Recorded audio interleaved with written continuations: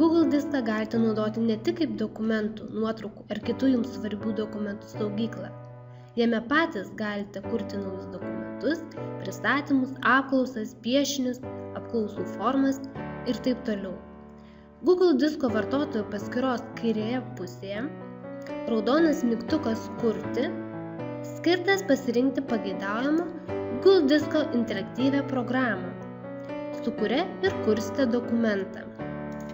Iškrentančiame meniu galite matyti visų interaktyvių biuro programų sąrašą, kaip dokumentas, pristatymas, skaičiuoklė, forma, piešinys.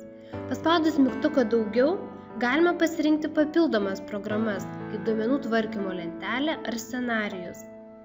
Jeigu iš visų programų sąrašo neradote reikiamos, galite atsisiųsti savo diską ir daugiau programų, spausdami mygtuką gauti daugiau programų.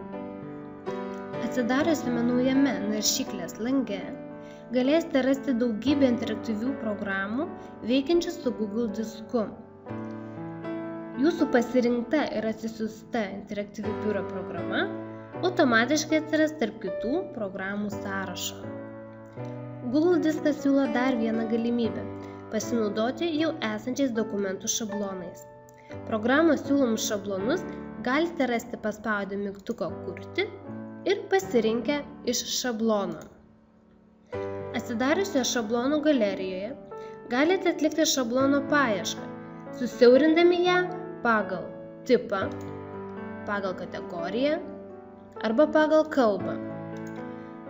Taip pat šablonus galite išrūšiuoti pagal aktualumą, pagal daugiausiai vartotojų naudojamus šablonus bei aukščiausius vartotojų vertinimus gavusius šablonus. Išsirinkę patinkantį šabloną, paspauskite mygtuką Naudokite šį šabloną. Tai padarę, galėsite naudoti ir redaguoti jį pagal savo poreikius. Daugelį galerijoje pateikiamų šablonų sukūrė kitos įmonės arba Google naudotojai.